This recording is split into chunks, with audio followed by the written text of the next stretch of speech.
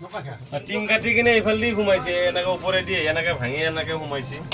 তামোলপুৰৰ লতিবাৰী আৰু ঢেকীপটাত চোৰৰ উপদ্ৰৱ। নিশা চোৰে লুটি নিলে লক্ষাধিক টকাৰ সামগ্ৰী।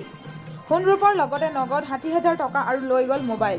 লতিবাৰীৰ যাদৱ দাসৰ সোণৰ অলংকাৰ দোকানৰ পৰা নিলে 3 লক্ষাধিক টকাৰ সোণ। ঢেকীপুটাৰ ডিজেন ডেকাৰ মোবাইলৰ দোকানৰ পৰাও চোৰে লৈ গ'ল নগদ 60,000 টকাৰ লগতে বহুকেইটা মোবাইল। আৰক্ষী উপস্থিত হৈ চোৰৰ বিৰুদ্ধে অব্যাহত ৰাখিছে সন্ধান। ৰাতিপুৱা আহিলোঁ, ৰাতিপুৱা আজি বৰষুণ দিয়াৰ কাৰণে অলপমান দেৰিকৈ আহিছোঁ। আহি দোকান খুলিলোঁ, দোকান খুলি চাকি বন্তি লগাই যেতিয়া তেখেত অলপ দেৰিকৈ আহিলে, আহি দোকান খুলিছে। খোলাৰ পিছত চালে তেখেতে কয় মোৰ দোকান দেখোন চুৰি হ'ল। তেতিয়া চুৰি হোৱাৰ পিছত চালোঁ, আমিও আহিলোঁ গোটেইবোৰ আহি চালোঁ ইয়াত দোকানত চালোঁ, চাই মেলি চালোঁ হয় চুৰি হ'ল। পিছৰ দৰ্জাটো ভাঙি সকলোবোৰ বস্তু লৈ গ'ল। এতিয়া তেখেতৰ সোণ ৰূপৰ বস্তু কিছুমান বনোৱা আছিল, বহুত টকাৰ বস্তু লৈ গৈছে তেখেতৰ।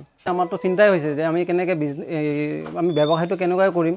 সেই হিচাপে এতিয়া যদি প্ৰশাসনৰ পৰা যদি এটা আমাৰ ইয়াত ডিউটি দিয়া বা উচিত হেৰিটো কৰি দিয়ে যে চুৰটোক ধৰি দিয়ে, সেইটো হ'লে আমাৰ ভাল হয়। ৰাতিপুৱা দোকান খুলিব আহিছোঁ, বৰষুণ পৰি আছে ৰাতিপুৱাৰ পৰাই। দোকান মই খুলিব আহিছোঁ, বৰষুণ কমছি, দোকানত আহিছোঁ। আহি কিনে পিছফালে সন্মুখত চাটাৰখন খুলিছোঁ, খুলি কিনে চাওঁ এইগিলা ওপৰত পৰি আছে।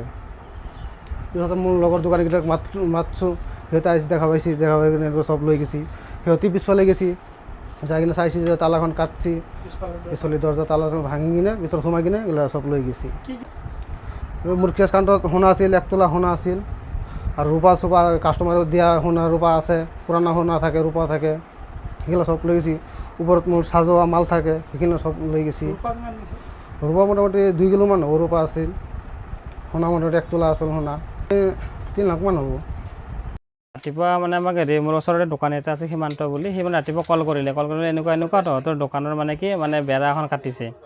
আমি আহি কিনে চালোঁ বেৰাখন কাটা আছে, আহি কিনে ভিতৰত মানে টিংটো কাটিছে, কাটি কিনে ওপৰেদি আহি কিনে তোৰ এইবাৰদি আপোনাৰ সেইকেইটা চোৰকেইটা সোমাইছে আৰু চিলিঙেদি মানে এইটো কাটি কিনে সোমাই অলপ পইচা পাতি নিছে আৰু কিবা যদি সৰু সুৰা বস্তু নিছে সেইখিনি আৰু গম পোৱা নাই আৰু এতিয়া ষ্টক মিলালে গম পাম আৰু এতিয়া পইচাখিনি নিয়াটো গম পোৱা হৈছে আৰু বাকীখিনি এতিয়া চালে গম পাম আৰু এতিয়া কি মোবাইল চোবাইল কিবাখিনি থাকে ষ্টক বাৰু সেইখিনি মিলালে গম পাম। এতিয়া পইচাখিনি নিছে আৰু সেইখিনি কেছ পইচা এইটো আছিলে 60-70 মান আছিলে মানে আৰু সেনেকুৱা মানে ডিউটিৰো ব্যৱস্থা মানে মাজতে আছিলে, মাজতে আকৌ ডিউটি দিয়াৰ পিছত আকৌ মানে কি চোৰটোৰ অলপ কমিল, আকৌ ডিউটি দিয়াটো বন্ধ হৈ গ'ল।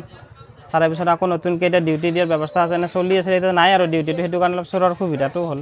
প্ৰশাসনে অলপ ব্যৱস্থা ল'লে ভাল হয় আৰু এইখিনি